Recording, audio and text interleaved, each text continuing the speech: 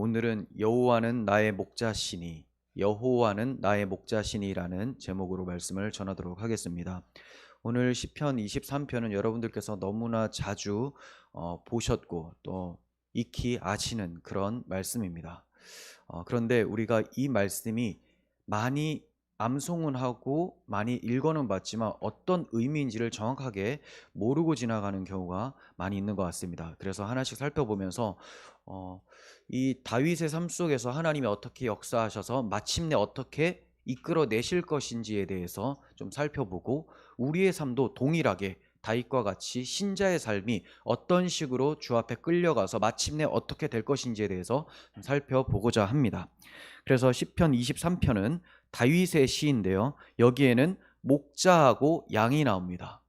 자, 그러면 목자는 누구를 얘기를 하느냐? 여호와는 나의 목자시니라고 하니까 1차적으로는 여호와 하나님이에요. 그런데 하나님께서는 여기에서 그치시는 것이 아니라 그냥 보이지 않으시는 목자로만 계신 분이 아니라 정말로 때가 차서 눈에 보이시는 임마누엘하셔서 자기 백성들과 함께 하심으로 내가 너의 목자다라고 나타내 주셨어요.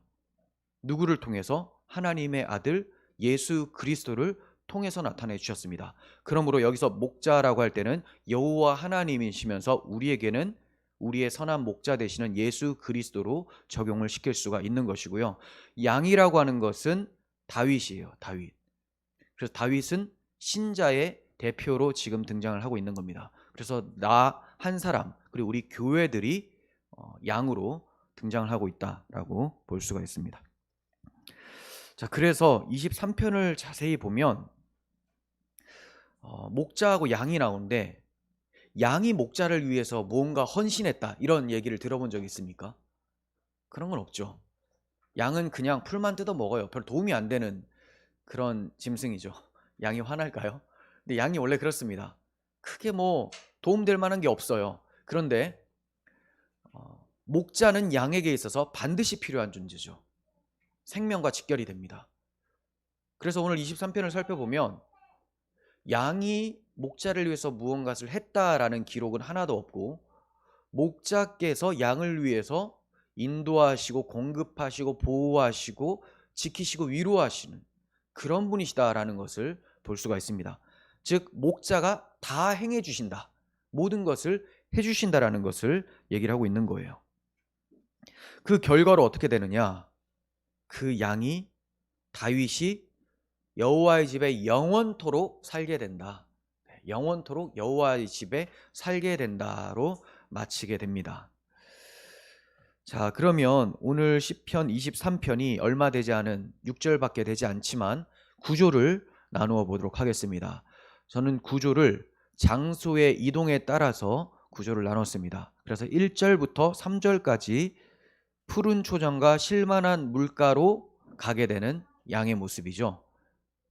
1절에서 3절까지, 그리고 4절에서 5절까지는 사망의 음침한 골짜기로 접어든 양의 모습, 그리고 마지막 6절은 도착지, 영원히 거할 여호와의 집입니다. 자, 이렇게 장소의 변화가 있어요. 1절부터 살펴봅니다. 여호와는 나의 목자시니 내게 부족함이 없으리로다. 자, 이 고백을 하고 있는 다윗의 직업은 뭡니까? 왕이긴 하지만 그 전에 목자였죠. 목동이었습니다. 그래서 자신이 양을 쳤었고, 또 양을 위해서 사자나 이리와 늑대와 같은 짐승들과 싸워서 양들을 지켜냈었던 그런 기억이 있어요.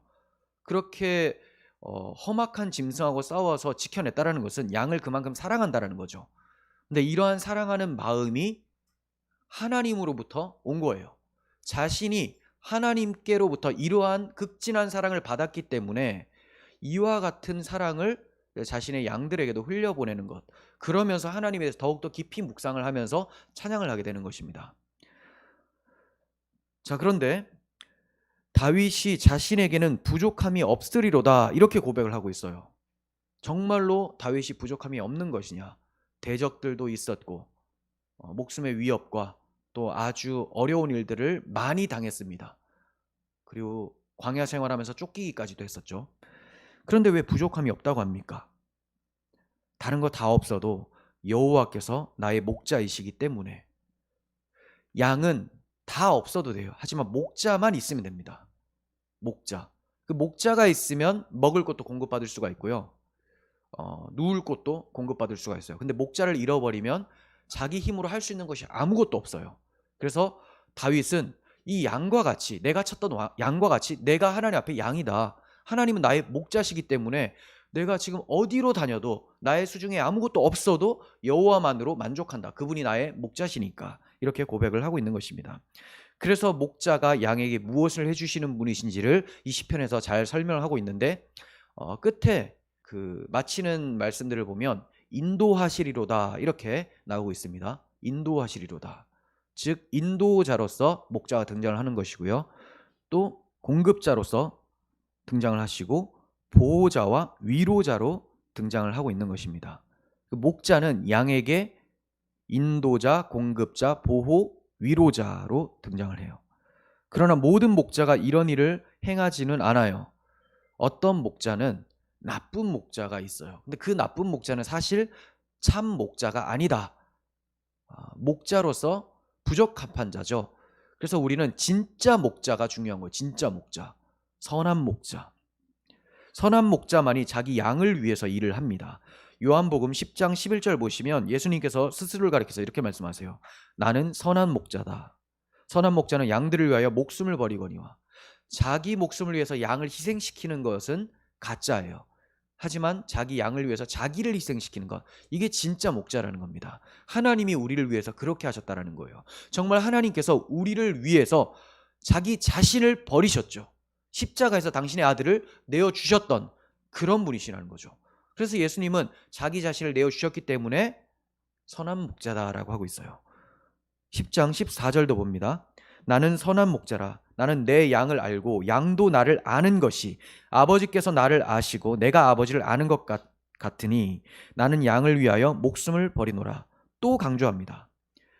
예수님이 목자신데 목자이신 이유는 목숨을 버리는 목자이기 때문이다. 목숨을 버리기 때문이다. 선한 목자는 목숨을 버립니다. 자기 희생적 사랑이 나타난다는 거예요. 그리고 양들은 이 목자의 음성을 알고요. 목자도 양의 울음을 안다는 거예요. 어느 정도 아느냐? 아버지께서 나를 알고 내가 아버지를 아는 것처럼 예수님이 하나님 아버지를 너무나 잘 아시죠. 대면하여 보시면서 영원토록 존재하시는 이위 하나님 아닙니까? 이 정도로 하나님, 성부 하나님과 성자 하나님, 성령 하나님, 삼위일체 하나님은 서로를 잘 아십니다. 그런데 예수님의 양은, 예수님의 백성은 그만큼 예수님의 음성을 제대로 한다라는 거예요. 당연히 예수님도 그 양을 아신다라는 거고요. 그러므로 우리가 예수님의 음성을 분별하지 못하고 엉뚱한 길로 간다면 나는 주님의 양이 아닐 수 있다는 겁니다. 자, 이렇게 여호와 하나님께서는 진실로 다윗과 또 자기 백성들에게 선한 목자이심을 그리스도를 통하여서 보여주셨어요. 다윗이 자신에게는 부족함이 없다고 했는데 육적으로 풍족하다라는 의미는 아닙니다. 그에게도 부족함은 있었어요. 그런데 무엇이 부족함이 없느냐? 마음에 부족함이 없다라는 거예요. 내 마음이 풍족하다, 만족스럽다라는 거예요. 왜 그러냐? 목자를 신뢰하고 있기 때문에. 이 목자가 힘이 없는 목자도 아니고 악한 목자도 아니라 선하시고 전능하신 목자이시기 때문에 내 마음이 부요하다. 전적인 신뢰로 인한 부요함이라는 거죠. 다윗과 같은 고백을 한 사람이 누구냐? 바울이었어요. 바울도 다윗과 같이 목자이신 그리스도를 만났고 그분의 인도하심을 따라서 생활을 하고 있었습니다. 그러면서 이렇게 고백을 합니다. 근심하는 자 같으나 항상 기뻐하고 가난한 자 같으나 많은 사람을 부유하게 하고 아무것도 없는 자 같으나 모든 것을 가진 자로다. 바울이 어떻게 이렇게 표현할 수 있습니까? 자신의 목자이신 예수 그리스도를 만났고 그분이 지금도 자기를 치고 계시기 때문에, 다스리고 계시기 때문이라는 거죠. 2절 보시면 그가 나를 푸른 풀밭에 누이시며 쉴만한 물가로 인도하시는 도다라고 합니다. 자, 목자께서 양을 푸른 풀밭으로 인도합니다. 왜 그럴까요? 먹이려고 그러는 거죠. 꼴을 먹이려고, 양식을 주려고. 쉴만한 물가로 왜 인도하십니까? 거기에서 물을 마시라고. 그러니까 줄이고 가란 우리의 영혼을 먹이시고 해갈시켜 주신다라는 것을 나타내고 계시는 거죠. 그래서 우리의 목자께서는 자기의 양에게 양식과 생명수를 먹여주시는 공급자시다라는 것을 보여주고 있어요. 시편 36편 7절과 8절을 봅니다. 하나님이여 주의 인자하심이 어찌 그리 보배로우신지요. 사람들이 주의 날개의 그늘 아래에 피하나이다. 왜냐하면 주의 인자하심, 헤세드예요. 사랑이 너무나 보배롭기 때문에, 너무 귀하기 때문에 그걸 아는 사람들은 주의 날개로 피합니다. 이렇게 주의 날개로 피하는 그들이 주의 집에 있는 살찐 것으로 풍족할 것이라. 주께서 주의 복락의 강물을 마시게 하시리이다. 자, 주님께서 목자로서 공급을 해주시는데 살찐 것으로 풍족하게 해주시고요. 주의 복락의 강물을 마시게 하심으로써 해갈시켜 주신다고 해요. 그런데 중요한 것은 자기를 찾는 자에게요. 주의 그늘 날개 아래로 피한 자들에게 이것을 주신다라는 거예요. 우리가 먹고 마셔야 될 꼴과 생수, 그리고 살찐 것과 복락의 강물은 도대체 무엇입니까? 주님께서 우리에게 주시려고 하는 양식과 물은 어떤 것일까요? 여러분들은 무엇을 드셔야지, 무엇을 마셔야지만 정말 살아있는 것 같습니까? 내가 좋아하는 음식? 그런 거 아니에요. 그게 아니라 정말 신자에게 반드시 먹어야 될 게 무엇이 있습니까? 예수님의 양식은 잃어버린 영혼들입니다. 그래서 요한복음 4장 보면 누가 예수님께 드실 것을 갖다 드렸나? 라고 했는데 예수님께서는 내가 먹을 양식은 그런 것이 아니다 이렇게 말씀하시죠. 왜냐하면 눈앞에 있는 잃어버린 여인, 사마리아 여인이거든요. 그 영혼이 돌아오는 것이 예수님의 양식이었어요. 그러면 이 돌아오는 자, 예수님께로 돌아가는 자, 자, 이 자들의 양식은 도대체 무엇이냐? 예수님 자신이라는 겁니다. 우리는 예수님을 먹고 마시는 거예요. 그래서 예수님께서는 요한복음 6장 53절에서 예수께서 이르시되 내가 진실로 진실로 너희에게 이르노니 인자의 살을 먹지 아니하고 인자의 피를 마시지 아니하면 너희 속에 생명이 없으리라 라고 말씀합니다. 내 살을 먹고 내 피를 마시는 자는 영생을 가졌고 마지막 날에 내가 그를 다시 살리리니 내 살은 참된 양식이요 내 피는 참된 음료로다. 네, 성도가 반드시 먹고 마셔야 될 것은 주의 살과 피예요. 여러분, 주의 살과 피를 어떻게 먹고 마시겠습니까? 자, 우리는 분기별로 먹고 마시고 있죠. 성찬식이에요. 성찬식. 그래서 이 성찬에 임하게 되면 우리는 영생을 풍성하게 경험을 하게 됩니다. 주님의 풍성한 은혜를 맛보게 된다는 거예요. 복음으로 인한 예수님의 살과 피, 자기 희생을 우리의 삶 속에서 경험하게 되는 것이 성찬식입니다. 한번 찾아볼까요? 누가복음 24장 30절부터 볼게요. 30절. 그들과 함께 음식 잡수실 때에 떡을 가지사 축사하시고 떼어 그들에게 주시니 그들의 눈이 밝아져 그인 줄 알아보더니 예수는 그들에게 보이지 아니하시는지라. 이렇게 말씀하시죠. 자, 이 배경이 어떠냐면 예수님 십자가에서 죽으셨어요. 근데 부활하신 것을 알지 못하고 두 제자가 엠마오로 가는 길에서 예수님에 대해서 이야기를 하고 있었습니다. 그래서 아주 침울한 표정으로 야, 우리 주님이 죽으셨다. 이렇게 있는데 예수님이 나타나셨어요. 그런데도 예수님을 알아보지 못해요. 이게 어디 있냐면 24장 16절 보시면 15절부터 이 모든 된 일을 서로 이야기하더라. 그들이 서로 이야기하며 문의할 때 예수께서 가까이 이르러 그들과 동행하시나 그들의 눈이 가려져 그인 줄 알아보지 못하거늘. 자, 알아보지 못하고 있죠. 영적 눈이 가려져서 예수님을 모르고 있습니다. 근데 언제 열리느냐? 다시 30절. 그들과 함께 음식 잡수실 때에 떡을 가지사 축사하시고 떼어 그들에게 주시니 그들의 눈이 밝아져서 그인 줄 알더라. 그 전에는 몰랐는데 성찬식을 통해서 예수님과 함께 떡을 떼니까 예수를 알아본 거예요. 성찬의 유익입니다.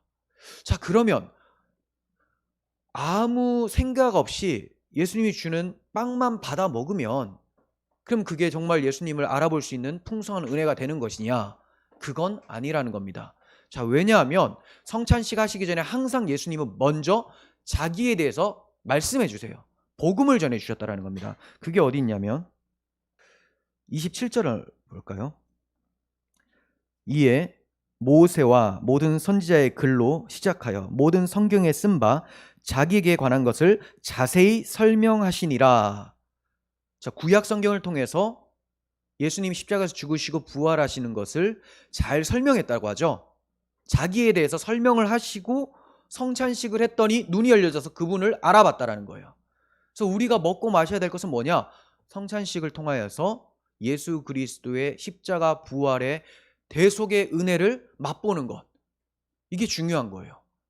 근데 지금 우리가 성찬식을 못하고 있죠. 참 괴롭습니다. 그런데 성찬식만으로만 되는 것이 아니라 성찬식 전에는 항상 설교가 있죠. 설교를 통해서 복음을 듣고 성찬식이 풍성하게 해석이 되어질 때 은혜가 되어지는 거예요. 그래서 그 뒤에 보시면 32절 그들이 서로 말하되 길에서 우리에게 말씀하시고 우리에게 성경을 풀어주실 때에 우리 속에서 마음이 뜨겁지 아니하더냐. 예, 은혜를 충분히 받았어요. 복음을 듣고.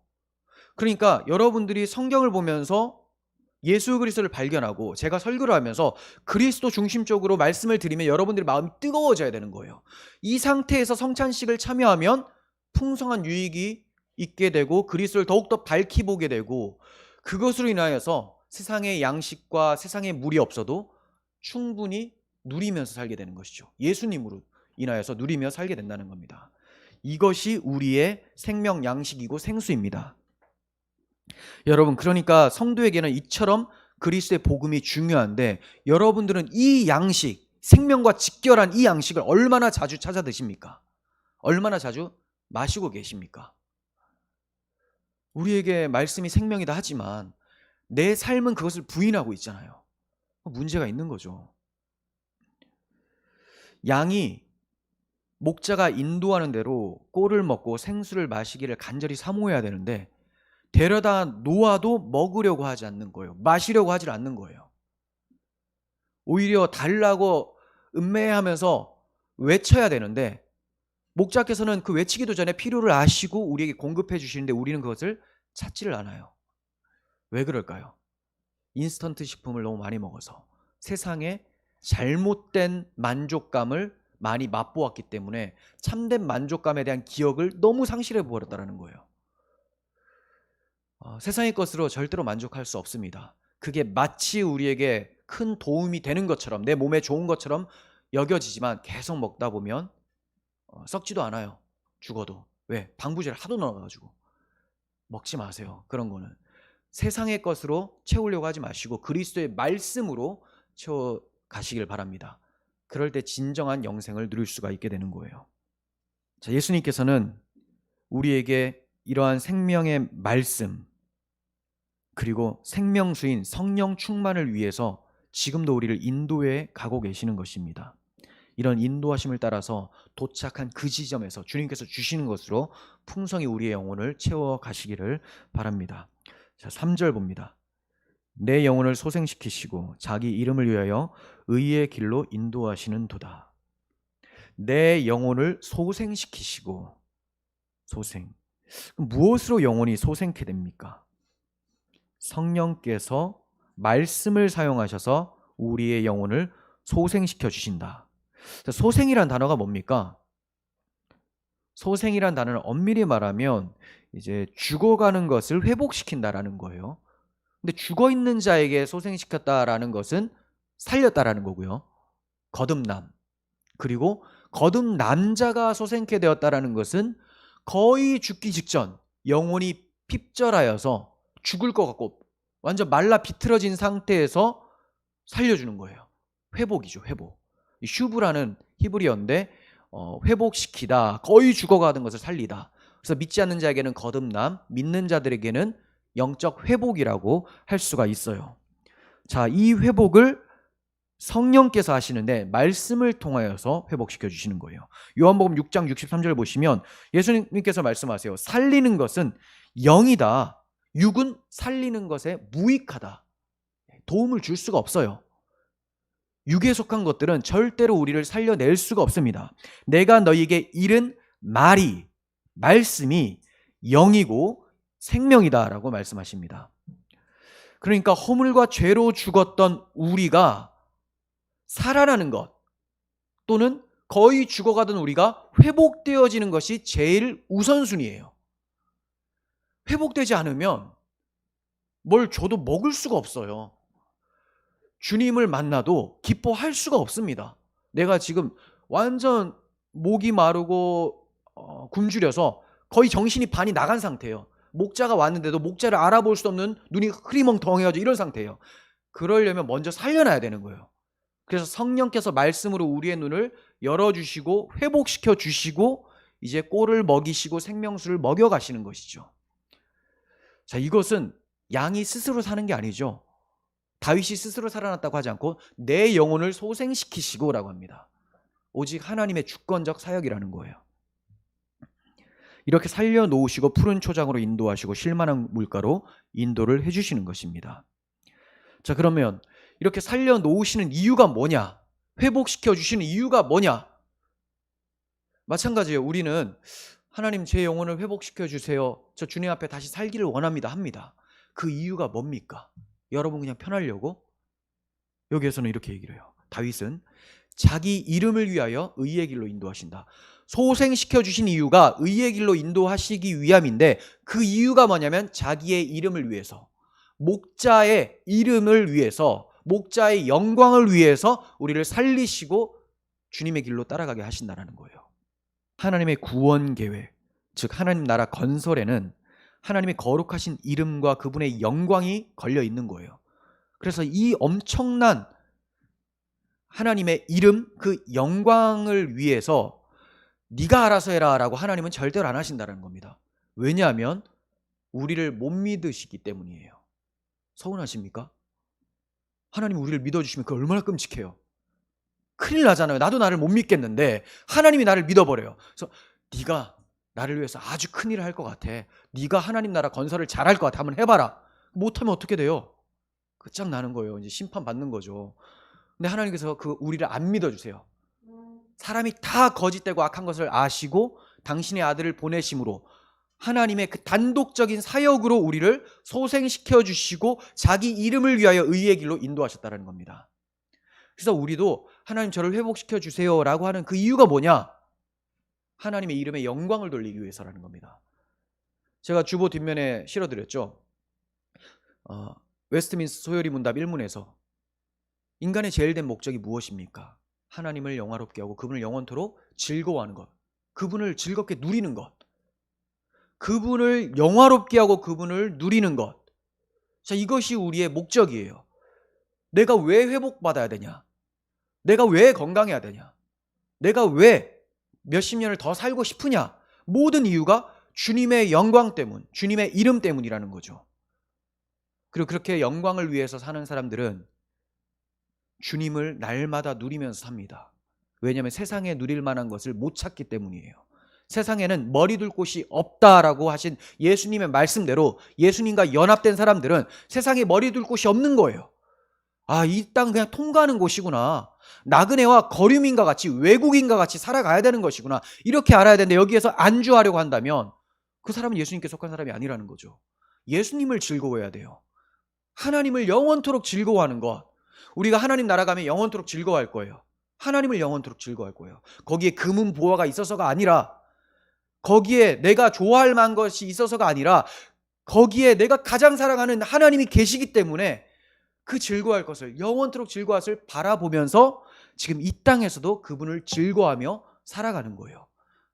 이런 삶이 하나님께 영광되는 삶입니다. 하나님께서, 목자께서 왜 다윗을 인도하셨느냐? 자기 이름을 위해서다. 이거 잊으시면 안 돼요.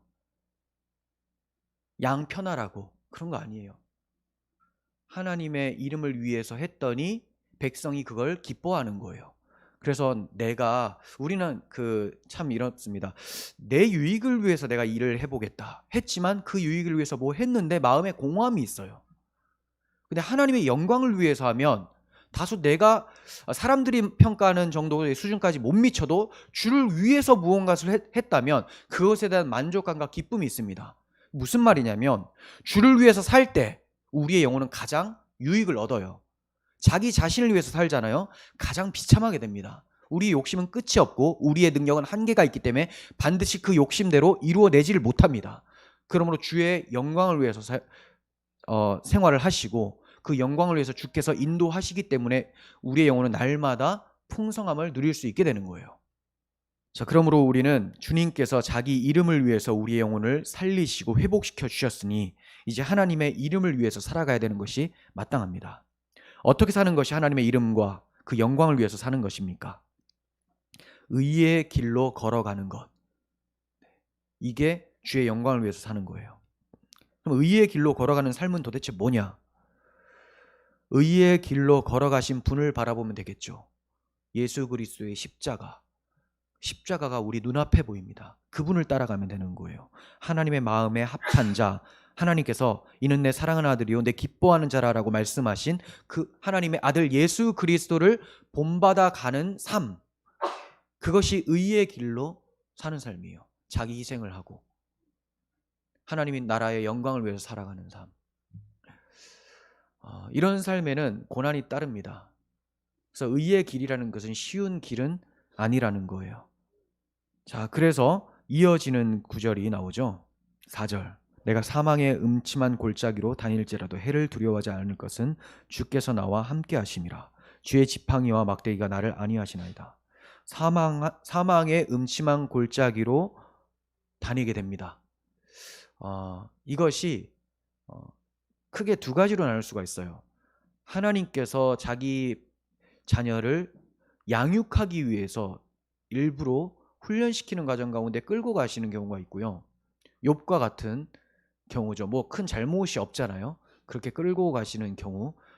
그리고 대부분의 사례는 자기 잘못 때문에 사망의 음침한 골짜기로 들어가게 됩니다. 그런데 그 가운데서도 우리의 악함도 하나님께서 합력하여 선을 이루어 내시는 것이 사망의 음침한 골짜기를 통과하게 하시는 거예요. 그러니까 하나님의 뜻으로 우리를 직접적으로 인도하시는 경우도 있지만 대부분은 우리의 잘못 때문에 사망의 음침한 골짜기에 빠지거든요. 천류역정에서도 사망의 음침한 골짜기에 빠진 이유가 세상 지혜자의 말을 대충 듣고 쉬운 길로 가려다가 탁 빠져버리거든요. 우리도 교만하고 또 안일하게 생각하면 이렇게 빠질 수가 있습니다. 그래서 주님의 길을 걷고 의의 길로 걸어갈 때는 이러한 어려움들이 찾아올 수 있다. 나의 부족함이든 아니면 하나님께서 나를 연단하시기 위해서든 이런 일이 발생을 한다는 거예요. 신앙생활에 항상 푸른 초정과 쉴만한 물가만 있는 것이 아닙니다. 그렇게만 생각하면서 신앙생활을 하는 사람들은 그들의 신학을 뭐라고 하느냐? 성공주의 신학, 기복주의 신학이라고 하는 거예요.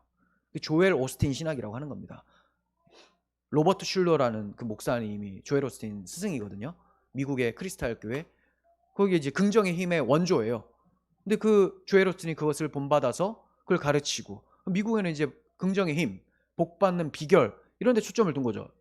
푸른 초정과 쉴만한 물가. 물론 푸른 초정과 쉴만한 물가도 자기들이 생각하는 그런 게 아닌데 거기에 먹을 꼴과 거기에서 마실 생수는 예수님의 말씀과 성령 충만이잖아요. 근데 그것도 모르면서 그냥 세속의 기쁨만을 바라면서 사망의 음침한 골짜기를 절대로 반대하는 사람들이 있다는 거예요.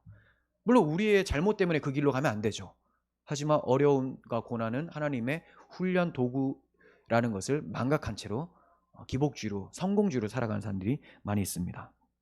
하지만 다윗이 두려워하지 않아요. 사망의 음침한 골짜기에서 원수도 만나기도 하지만 두려워하지 않습니다. 왜냐하면 선한 목자께서 다윗과 함께 계시기 때문에 어떠한 어려움이 있어도 나와 함께하는 분이 누구냐에 따라서 그 조그만 어려움도 극도로 두려울 수가 있고요. 또 아무리 큰 어려움도 하나도 두렵지가 않을 수가 있어요. 그걸 경험한 사람이 여호수아 아니었습니까? 가나안 정복 전쟁, 그게 얼마나 어려운 일입니까? 대적의 성문을 차지해야 되는데 여리고성이 떡 버티고 있는데 아브라함에게 주셨던 그 메시아 언약에서 내 자손을 통하여 대적의 성문을 차지한다라고 했어요. 그걸 알았던 거죠. 아브라함 자신이 직접 취하는 것이 아니라 자손을 통하여서 대적의 성문을 차지한다. 여기서도 내 힘으로 하는 것이 아니라 나와 함께 하시는 그 하나님, 그 하나님의 언약 때문에 여리고성이 무너지게 된다. 이걸 알고 담대함으로 나아갔던 거예요. 우리도 마찬가지입니다. 세상에 거대한 풍파가 밀려오고 사망의 음침한 골짜기를 다닐지라도 하나님이 나와 함께 하신다. 임마누엘 하신다. 예수 그리스도가 선한 목자이시다. 이거 아신다면 두려워할 필요가 없다라는 겁니다. 하나님이 어떻게든 좋은 길로 선하게 이끌어 가실 거다. 그걸 알고 있었던 것이죠. 자, 그래서 이 다윗의 23편 시와 유사한 84편의 시를 봅니다. 84편은 다윗의 시가 아니죠. 네, 그런데 굉장히 유사합니다. 주께 힘을 얻고 그 마음에 시온의 대로가 있는 자는 복이 있도다. 주께 힘을 얻고, 네, 기억하시고요. 그 다음 6절, 그들이 눈물 골짜기로 지나갈 때에 그곳에 많은 샘이 있을 것이며 이른 비가 복을 채워주나이다. 그들은 힘을 얻고 더 얻어 나아가 시온에서 하나님 앞에 각기 나타나리이다. 자, 이렇게 말씀하고 있는데 주께 힘을 얻고 라고 할 때는 내 영혼이 소생케 되어 힘을 얻어서, 그렇죠? 그리고 시온의 대로가 펼쳐져요. 이거는 의의 길로 인도하는 그런 말씀하고 연관이 되죠. 또 눈물 골짜기를 지납니다. 눈물 골짜기. 4절 상반절에 나오는 사망의 음침한 골짜기로 또 지나가고 있는 모습이에요. 그런데 많은 샘과 이른 비를 내려주신다고 합니다. 많은 샘과 이른 비. 이것은 뭡니까? 우리에게 꼴을 먹여주시고 또 생수를 주시고 또 하나는 지팡이와 막대기로 우리를 안위하신다. 이게 많은 샘과 이른 비입니다. 이거 한번 잘 묵상해 보십시오. 지팡이와 막대기로 나를 안위하신다라고 하는데 안위하다라는 단어는 위로예요. 위로. 보호하시며 위로하신다라는 표현인데요. 지팡이와 막대기로 어떻게 위로를 하시느냐? 목자는 이 지팡이도 되고 막대기가 되는 것을 가지고 다녀요. 그래서 양을 이렇게 몹니다. 일로 가면 안 돼. 이쪽으로 가면 안 돼. 자, 이제 집에 들어가자. 이렇게 해요. 그러다가 잘못하면 탁 때려요. 그리고 사나운 짐승이 오면 또 그걸 저지합니다. 막아냅니다. 여러 가지 역할을 하는 것이 지팡이 막대기예요. 그러면 이것으로 나를 위로하신다라는 것은 보호하심만 얘기하는 것이 아니라 잘못했을 때 징계하시는 것까지 양들에게는 위로가 되는 거죠. 지금 다윗은 하나님이 나를 때리셔도 그것도 위로고요. 하나님 나를 대적으로부터 지켜내셔도 그것도 위로고요. 나를 바른 길로 인도하시는 것, 그것도 위로가 됩니다. 그래서 많은 샘과 이른 비, 하나님의 은혜를 얘기를 합니다. 이것이 하나님의 징계 회초리, 교훈과 책망과 바르게 함과 의로 교육하기에 유익한 하나님의 말씀으로 나를 지도하는 것, 이렇게 연결이 되는 것이죠. 그런데 이 눈물 골짜기를 지나갈 때에 샘과 이른 비는 항상 있습니다. 항상 있는데 문제는 우리가 그 있는 것을 발견을 못합니다. 그냥 우둔한 상태로 그냥 지나가요. 막 울면서 무서워가지고 앞뒤도 안 보고 그냥 엉엉하면서 울면서 지나가요. 가다 보면 좋은 게 다 있는데 거기서 발견을 못합니다. 왜 발견을 못하느냐? 영적 무지와 무감각함과 교만함 때문에 눈물 골짜기 속에서도, 사망의 음침한 골짜기에서도 위로하심이 있음에도 발견을 못한다는 거예요. 시편 기자는 눈물 골짜기가 다 지난 후에 샘과 비가 있을 거라고 얘기하지 않습니다. 눈물 골짜기가 있는 그곳에 샘과 비를 만나게 해주신다는 거예요. 얼마나 놀라운 은혜입니까? 무조건 이를 꼭 깨물고 지나가라, 이게 아니라 네가 그렇게 지나갈 때 때에 맞춰서 내가 적당한 비를 내려줄 거야.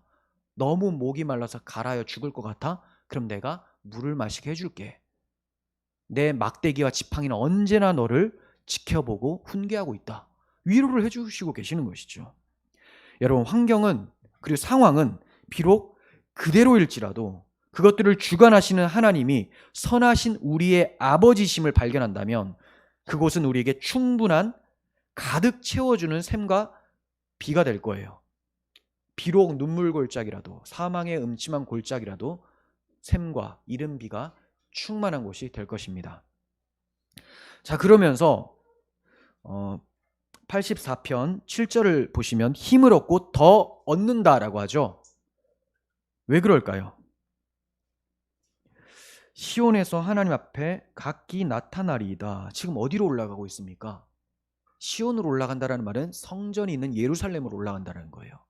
예루살렘을 영적 의미로 이제 시온이라고 해요. 언약이 있는 그곳이라고 할 때는 시온이라는 단어를 씁니다. 그래서 시온이나 예루살렘이나 같은 거예요. 시온으로, 예루살렘 성전으로 쫙 올라가요. 왜 올라가냐? 그 성전에 언약궤가 있죠. 그 언약궤에 하나님의 언약이 있고 하나님의 임재가 있죠. 그 왜 올라갑니까? 하나님 만나러. 하나님 만나러 가는 그 길목이 너무 기쁜 거예요. 가까이 가면 갈수록 힘을 얻고 더 얻습니다. 이러한 삶이 우리들의 삶이에요. 우리가 인생이 하루하루 지날수록 어디에 가까워집니까?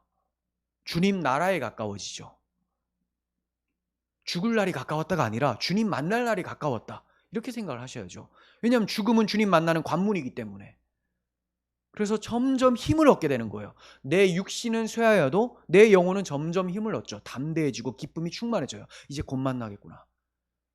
연애하면서 사랑하는 사람들 만나는 거 그것만 생각하지 마시고 우리 주님과 연애한다면 주님 만날 날이 가까웠다는 것을 알고 힘을 더 얻을 수 있다는 겁니다. 자, 5절 봅니다. 주께서 내 원수의 목전에서 내게 상을 차려주시고 기름을 내 머리에 부으셨으니 내 잔이 넘치나이다. 자, 내 원수의 목전에서 상을 차려주셨다. 그러면 다윗의 원수는 다윗의 대적자죠. 사울이 될 수도 있고 자신의 아들이었으면서 반역을 했었던 압살롬이 될 수도 있고 이 대적들이 있어요. 거기에서 상을 차려주신다. 그런데 우리에게는 무엇이 될까요? 기독교를 박해하는 적그리스도 세력이죠. 적그리스도 세력. 그리고 내면적으로 얘기를 하면 우리의 악한 습관들이죠. 그럼 적그리스도 세력이 다 멸하여지고 나서 또는 우리의 악한 습관들이 다 소멸되고 나서 영화롭게 되는 거예요. 그때 이제 우리가 상을 차려진다. 하나님의 상을 받게 되는 거예요. 여기서 상을 차려지는 건 식탁이에요. 근데 이것을 통하여서 우리가 기쁨과 위로를 또 얻게 되는 것이죠. 그래서 여기서의 상은 잔치상을 가리키는 건데요. 이 상은 대적과 싸워 승리를 거둔 후에야 주어지는 상을 얘기를 합니다.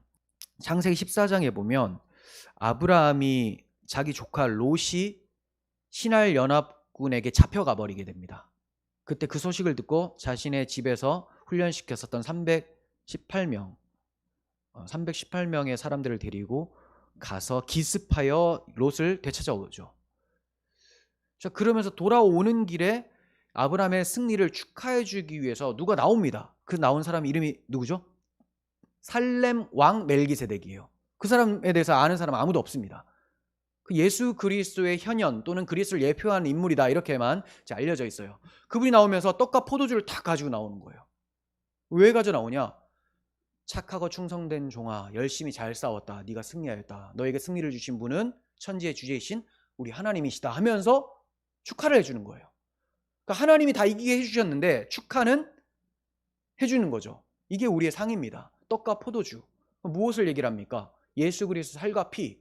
예수 그리스도로 인한 구원의 확신과 의로운 상태의 이 충만함을 나중에 상을 통하여서 받게 된다는 겁니다. 잔치상을 통하여서. 그래서 우리가 열심히 잘 싸워야 돼요. 그러면 구원의 충만함을 맛보게 되는 것이죠. 그래서 예수님이 말씀하십니다.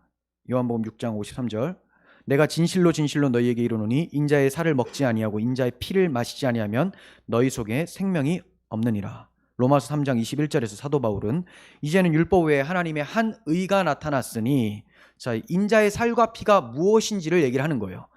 율법 외에 하나님의 한 의가 나타났으니 율법과 선지자들에게 증거를 받은 것이라. 곧 예수 그리스도를 믿음으로 말미암는 모든 믿는 자에게 미치는 하나님의 의인이 차별이 없느니라.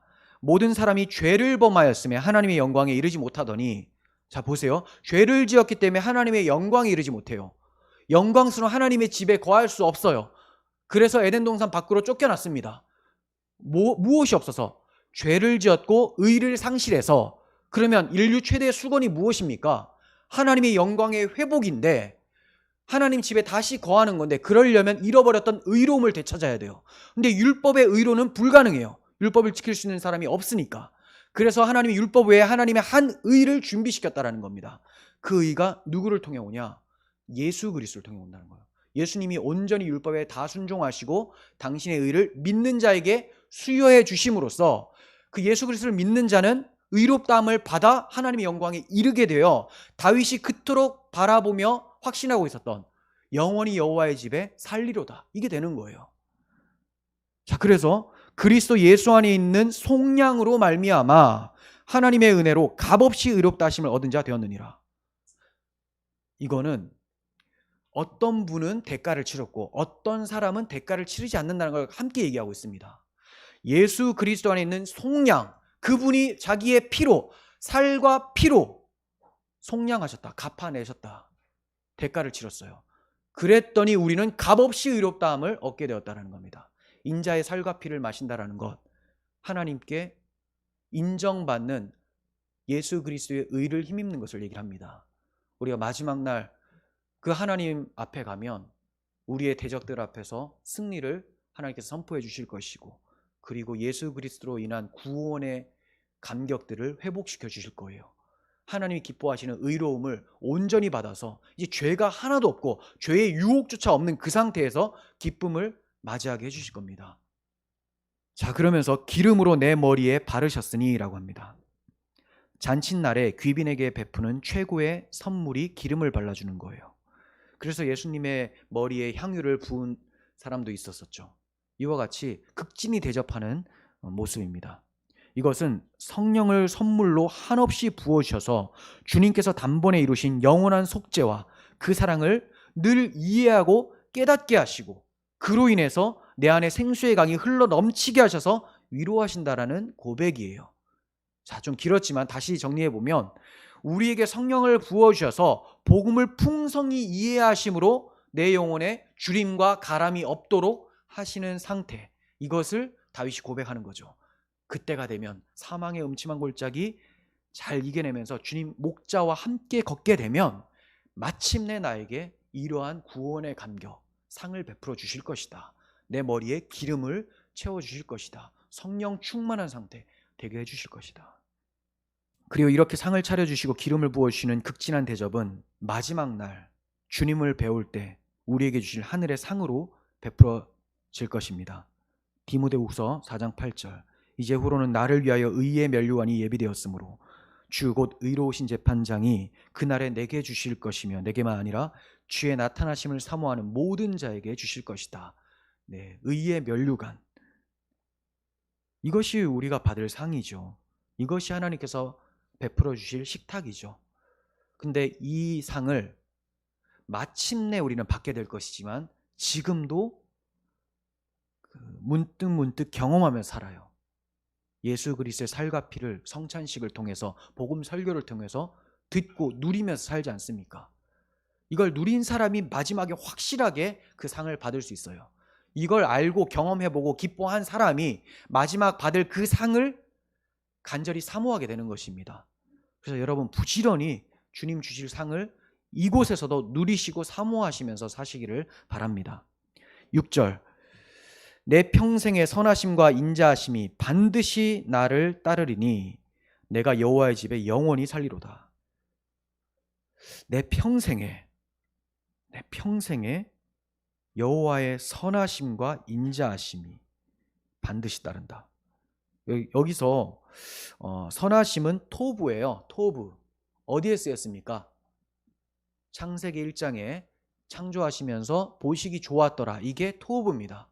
하나님의 좋아하시는 대로, 기뻐하시는 대로, 그리고 하나님의 인자하심, 헤세드죠. 사랑. 하나님의 선하심과 하나님의 기뻐하심과 사랑이 내 평생에 따른다. 이 단어는 추적하다예요. 계속 뒤쫓는 거예요. 여러분, 우리가 도망가려고 해도 도망갈 수 없어요. 피하지 말라. 우리가 피해도, 우리가 곁길로 피해도 주님이 또 찾아오시고 또 당신의 선하심과 인자하심을 베풀어 주시는 것이죠. 우리 인생에서 가장 강력한 선하심과 인자하심이 무엇입니까? 하나님의 선하신 뜻대로, 하나님 보시기에 좋으신 그 뜻대로 당신의 아들을 십자가에서 내어주시고 베풀어 주신 그 사랑, 헤세드, 그 사랑이 우리의 삶을 계속해서 추적해 들어온다는 거예요. 그걸 피하는 것이 아니라 오히려 추적당할 때 그곳으로 달려나가시는 여러분들 되었으면 좋겠어요. 자, 이렇게 하나님의 선하심과 인자하심이 나를 추적한 결과가 어떻게 되느냐? 내가 여호와의 집에, 나 같은 자가 여호와의 집에 영원히 살게 될 것이다, 이렇게 얘기를 합니다. 이것은 성도들이 지향해야 하는 궁극적인 목적지가 어딘지를 가르쳐주고 있는 거죠. 여러분, 우리의 목적지는 푸른 초장 아니에요. 쉴만한 물가 아니에요. 사망의 음침한 골짜기는 더더욱 아니겠죠. 그렇다고 해서 사람들이 좋아하는 쉴만한 물가, 푸른 초장도 아니라는 겁니다. 우리의 목적지는 다윗이 바라보고 있는 그 목적지, 내가 여호와의 집에 영원히 살리로다 해요. 빌립보서 3장 20절에서 사도 바울은 얘기를 합니다. 우리의 시민권은 하늘에 있는지라 거기로부터 구원하는 자 곧 주 예수 그리스도를 기다리노니 그는 만물을 자기에게 복종하게 하실 수 있는 자의 역사로 그는 모든 만물을 복종케 할 수 있는 능력을 가지고 있다. 그 능력으로 우리의 낮은 몸을 자기 영광의 몸의 형체와 같이 변하게 하시리라. 무슨 말입니까? 그 예수 그리스도의 능력으로, 하나님의 그 능력으로 자신이 죽음에서 부활하셔서 영광을 입으신 것처럼 우리 썩을 몸도 영광스러운 자기의 몸과 같이 만들어 내실 것이다. 어디에서? 하늘에서, 우리가 가게 될 본향에서. 그러므로 우리는 그 본향을 바라보는 거예요. 뭐 때문에? 예수 그리스도의 영광에 참여하기 위해서. 근데 사람들이 천국을 바라본다면 뭐 때문에 바라봅니까? 이 땅에서 누리지 못한 거 거기에서 누려보려고, 세속적인 거 거기다 갖다 놓고, 야, 그곳에서는 주시겠지? 꿈 깨야 되죠. 그곳에도 그런 거 없습니다. 그가 원하는 그런 육적인 것은 없다라는 거예요. 있다 하더라도, 그 아름다운 것이 있다 하더라도 그것이 육적을 만족시키시는 것이 아니라 영혼의 만족을 위해서 그런 것들이 질비되어 있고 설명하는 역할로 하는 것이지, 예수 그리스도로 만족된 사람들은 다른 것에 눈독을 들이지 않는다는 겁니다. 그래서 우리가 우리의 시민권은 하늘에 있습니다. 하늘에 있기 때문에 이 땅에서는 나그네와 외국인처럼 살아갑니다. 이렇게 고백을 하면서 살아가는 것이죠. 히브리서 11장 15절, 그들이 나온 바 본향을 생각하였더라면 돌아갈 기회가 있었으려니와. 나온 바 본향, 자, 그러니까 가나안 땅, 또는 이제 더 안 좋게 보면 애굽 땅이죠. 하지만 돌아갈 수 있었지만 그곳으로 돌아가는 것이 아니다. 그들은 더 나은 본향이 있었다. 더 나은 본향은 하늘에 있는 것이다. 네. 여호와의 집에 살 것을 확신하는 자는 그곳으로 가는 도중에 사망의 음침한 골짜기를 만난다고 해도 낙심하지 않습니다. 선하신 목자께서 함께 하시며 우리를 더욱 연단하시고 성장시켜서 반드시 당신의 집으로 인도하실 것이기 때문에 두려워하지 않습니다. 고린도서 4장 16절 보시면 바울의 담대함이 나타나요. 예수님이 함께하기 때문에. 자, 그러므로 우리가 낙심하지 아니하노니 우리의 겉사람은 낡아지나 우리의 속사람은 날로 새로워지도다. 우리가 잠시 받는 환난에 경한 것이 지극히 크고 영원한 영광에 중한 것을 우리에게 이루게 함이니, 우리가 주목하는 것은, 우리가 계속해서 우리의 눈을 고정시키는 그곳이 어디냐? 보이는 것이 아니라 보이지 않는 것이니, 보이는 것은 잠깐이요 보이지 않는 것은 영원한 것이다. 우리 영원한 그 하나님의 나라, 우리가 영광스럽게 될, 우리의 몸이 영광스럽게 부활하게 될 그 나라, 그때를 바라보면서 산다. 성도는 이것을 주목하는 자들이에요. 이걸 주목하는 자들은 고난이 찾아도 낙심하지 않습니다. 우리의 겉사람이 날마다 후패하여져도 속사람은 강건해진다는 것을 고백하게 되는 것이죠. 사도 바울은 또 얘기를 합니다. 생각하건대 현재의 고난은 장차 우리에게 나타날 영광과 비교할 수 없도다. 비교할 수 없도다. 한번 비교해 보십시오. 비교를 안 하기 때문에 세상의 것이 좋아 보여요. 근데 곰곰이 묵상하시면서 비교해 보시면 잡았다가 이거 왜 잡고 있지 하면서 놓아버린다는 거예요. 문제는 묵상을 안 해요. 비교를 해보질 않아요. 그냥 덜컥 잡아버려요. 비교하지 않는 거. 이거 어떤 자들에게 발견되느냐? 어린 아이들한테 발견돼요. 애들은 뭐 있으면 눈에 보이는 그게 딱 좋은 줄 알고 그것만 딱 잡아요. 더 좋은 게 뒤에 딱 있는데도 그거 보지 못합니다. 여러분, 성장해야 됩니다. 정말 무엇이 소중한 것인지, 그리스도라는 보배인지, 세상에 썩어질 것들인지 한번 비교해 보십시오. 바울과 같이 가장 고상한 지식, 바로 그리스도를 아는 지식을 내가 가졌다라고 고백하시는 여러분을 되었으면 좋겠습니다. 23편은 성도가 여호와의 집에 이르기까지 평생을 압축해 놓은 철로 역장이라고 할 수가 있습니다. 영혼이 소생케 됨으로, 영혼이 거듭나고 회복해 됨으로 시작된 이 신앙 여정은 이제 조금씩 자라서 어디로 갑니까? 푸른 초장과 실만한 물가에서 어린 양을 양육하는 것처럼 어린 시절을 지나게 돼요. 자, 태어나죠. 회복되고 어린 시절과 같이 온실의 화초같이 잘 양육받게 됩니다. 그러다가 더 성숙하게 되면 민수기 보면 20세 이상 싸움에 나갈 만한 사람들을 계수하라라고 하죠. 언제까지나 젖먹이 아이가 아니에요. 싸울 만한 사람들, 성장을 하면 싸워야 돼요. 여호와의 전쟁을 위해서. 그래서 참여하게 됩니다. 그런 사람들은 사망의 음침한 골짜기로 들어갈 수도 있어요. 거기에서 나의 신앙의 성숙을 위해서 열심히 싸우는 것이고, 또 사망의 음침한 골짜기로 빠져들어가 죽어가는 영혼들을 위해서 열심히 건져내셔야 된다는 겁니다. 그것을 다 통과하고 나면 원수의 목전에서 잔치상을 베풀어 주시고 우리의 머리에 기름을 부어주시는 하나님의 상이 있을 것입니다.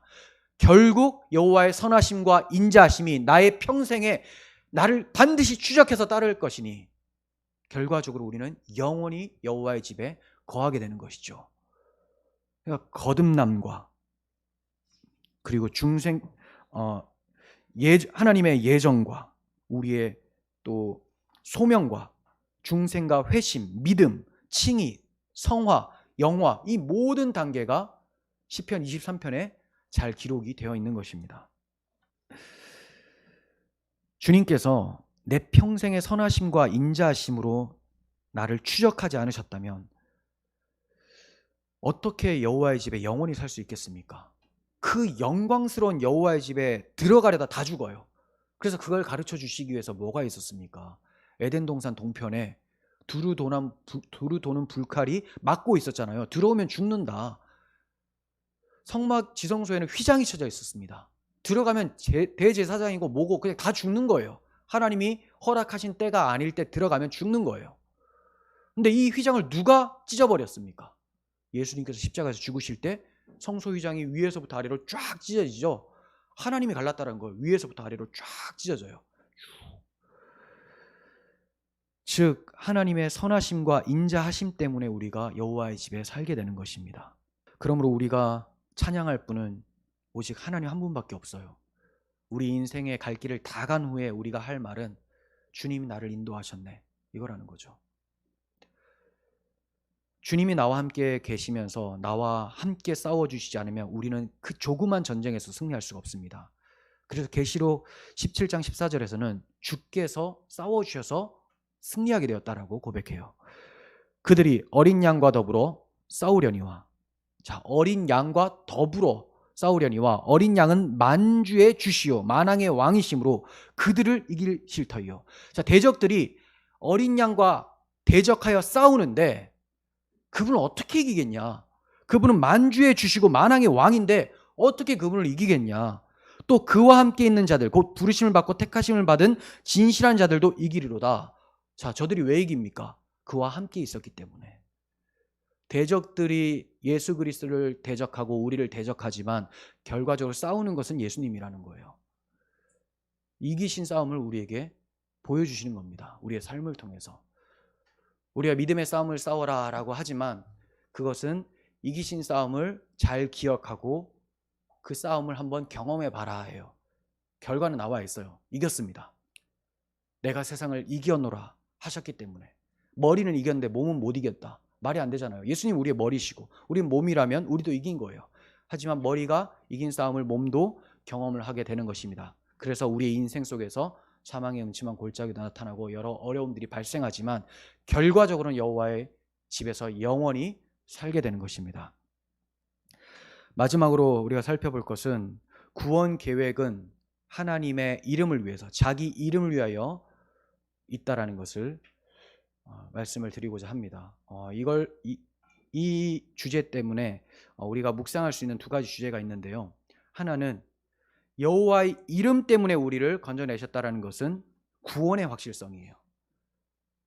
우리를 구원하지 못하신다면 여호와의 이름이 바닥을 친다라는 겁니다. 그럴 일이 없죠. 세상의 모든 것이 다 땅으로 꺼져도 하나님의 이름만은 떠 있습니다. 하나님의 이름만은 높임을 받게 돼요. 그러므로 우리의 구원은 확실해요. 요한복음 10장 28절 내가 그들에게 영생을 주노니 영원히 멸망하지 아니할 것이요 또 그들을 내 손에서 빼앗을 자가 없느니라. 만일 우리에게 허락된 영생이 중도에 빼앗긴다면 여호와의 이름과 여호와의 영광이 손상되어지는 것이죠. 그러니까 그럴 일은 절대로 없습니다. 둘째로 그리스도인들의 정체성을 생각하게 됩니다. 정체성. 하나님께서 자기 이름을 위해서 우리를 인도하신다고 했는데 그 이름을 어디에 두셨는가? 성도들의 이마에 두셨다라는 거예요. 불신자들의 이마에는 사탄의 수가 적혀 있습니다. 네, 영적인 의미로 그렇습니다. 사탄이 도장 찍어놨고 우리는 성령으로 인을 쳐놨잖아요. 그래서 예수님이 너 내 거야 라고 하시는 거예요. 예수님의 소유라는 것이고, 첫째 예수님의 소유, 또 예수님을 선전하는 광고판으로 이 세상을 살고 있는 사람들이라는 거예요. 자, 우리는 예수님의 소유라는 정체성, 나의 사명은 예수의 이름을 온 세상 가운데 선포하는 자로 받았다, 사명을 받았다. 이것이 우리의 정체성입니다. 로마서 14장 7절에서 8절 봅니다. 우리 중에 누구든지 자기를 위하여 사는 자가 없고 자기를 위하여 죽는 자도 없도다. 우리가 살아도 주를 위해 살고 죽어도 주를 위하여 죽나니 그러므로 사나 죽으나 우리가 주의 것이로다. 주의 것, 주님의 소유죠. 사는 이유는 주의 이름을 위해서, 사명이죠. 이런 정체성이 확고해졌으면 좋겠습니다. 하나님의 백성들은 삶 속에서 반드시 구원의 서정을 거치게 됩니다. 이 모든 구원의 서정을 처음부터 끝까지 주관하시는 분은 바로 여호와 하나님이심을 다윗이 노래를 했던 것입니다. 계시록 21장 5절과 6절 봅니다. 보좌에 앉으신 이가 이르시되 보라 내가 만물을 새롭게 하노라 하시고 또 이르시되 이 말은 신실하고 참되니 기록하라. 반드시 그렇게 하신다라는 거예요. 만물에는 우리들도 포함이 되어 있습니다. 새롭게 하신다라는 거예요. 또 내게 말씀하시되 이루었다. 나는 알파와 오메가여 처음과 마지막이라. 내가 생명수 샘물을 목마른 자에게 값없이 주겠다. 자, 우리 인생 속에서도 생명수 샘물을 마셔요. 하지만 그 나라 가면 이제 더 없는 차고 넘치는 그 생명수를 마시게 된다. 이것을 누가 이루시냐? 알파와 오메가 처음과 마지막 되시는 예수 그리스도께서 이루신다라는 것. 이 구원의 확실성, 이것을 우리의 가슴에 새겨야 됩니다. 여러분, 우리의 삶에, 우리의 언행에 예수님의 이름이 달려 있습니다. 여러분, 푸른 초장 실만한 물가에 안주하기만을 바라고 있지 않습니까? 사망의 음침한 골짜기에서 죽어가는 영혼들이 있습니다. 그들을 위해서 힘써 싸우시길 바랍니다. 또 우리 자신도 그곳을 통과해야지만 더욱 성숙하게 됨을 잊지 마시고 부지런히 통과하시기를 바랍니다. 그리고 나의 갈 길을 다 간 후에 여호와께서 이곳까지 인도하셨다고 고백하면서 여호와의 이름만을 높이시기를 바랍니다. 그때 주님께서 원수의 목전에서 차려주신 상을 함께 맛보며 여호와의 집에 영원히 함께 살아갈 수 있기를 간절히 소원합니다. 기도하겠습니다. 하나님 아버지, 우리는 다 양 같아서 각기 제 길로 갔습니다. 그러나 여호와께서는 우리의 죄를 당신의 아들에게 담당시켜 주셨습니다. 그래서 우리의 선한 목자가 되게 해주셨고 그 선한 목자가 마침내 여호와의 집에 영원토록 살게 하여 주셨습니다. 주님, 우리가 지금 시간 속에서는 그 영원한 주님의 집을 바라보고 나아가고 있으나 주님의 시간 속에서는 이미 완성된 줄을 믿습니다. 주님 약속하셨으면 그것이 결말임을 믿습니다. 비록 우리의 삶 속에 어려운 일들이 닥치고 눈물 골짜기와 같이 사망의 음침한 골짜기 같은 어려운 일이 발생할지라도 또는 우리의 죄악 때문에 발을 헛디뎌서 그런 구렁텅이에 빠질지라도 주께서 선히 사용하여 주셔서 하나님 나라까지 온전히 이룰 수 있도록 인도하여 주시옵소서. 그리고 그곳에 이르러 하나님만을 찬양하며 함께 예배하는 저희가 되게 하여 주옵소서. 우리 구주 예수 그리스도의 이름으로 기도합니다. 아멘.